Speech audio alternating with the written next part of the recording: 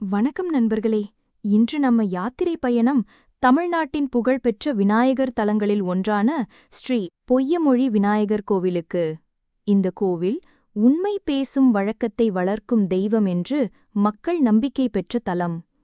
பொய்யமொழி என்ற பெயருக்கே அர்த்தம் இங்கே சத்தியமே நிலைபெறும், பொய்யே நிற்காது என்பதுதான்.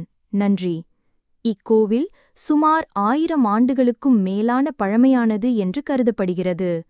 சோழர் காலத்திலும் பாண்டியர் காலத்திலும் இங்கு வழிபாடு நடந்ததாக கல்வெட்டுகள் சாட்சி கூறுகின்றன. பொய்யமொழி என்ற பெயர் ஒரு தீர்ப்பு கோயிலாக மக்கள் பயன்படுத்தியதைச் சுட்டுகிறது. கிராம சபை, நியாய விசாரணைகள் அனைத்தும் இக்கோவிலில் முன்பு நடைபெற்றன. அங்கே சத்தியம் செய்தால் பொய்யை தெய்வம் தண்டிக்கும் என்று மக்கள் நம்பிக்கை வைத்திருந்தனர். புராணக் கதைகள். புராணக்கதையில் ஒரு மன்னன் தனது மகன் மீது தவறான குற்றச்சாட்டை சுமத்தியபோது மகன் விநாயகரின் சன்னதியில் சத்தியம் செய்தான். உடனே உண்மை வெளிப்பட்டது. அதன்பின் அந்த விநாயகர் பொய்யமொழி விநாயகர் என்ற பெயரால் அழைக்கப்பட்டார். மற்றொரு கதைப்படி விநாயகர் சத்திய சோதனைக்கு முன் நின்று நியாயத்தை நிலைநாட்டியவர் என்பதால் மக்கள் நீதி தெய்வமாக வழிபட்டனர். கோயில் கட்டிடம்.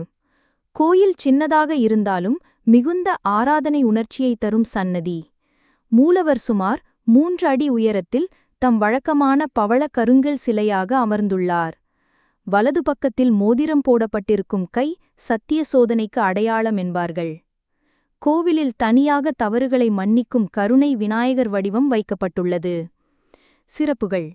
இங்கு வழிபடும் மக்கள் சத்திய சோதனைகள், வழக்கு பிரச்சினைகள், நீதிக்கான வேண்டுதல்கள் எல்லாம் நிறைவேறும் என்று நம்புகின்றனர்.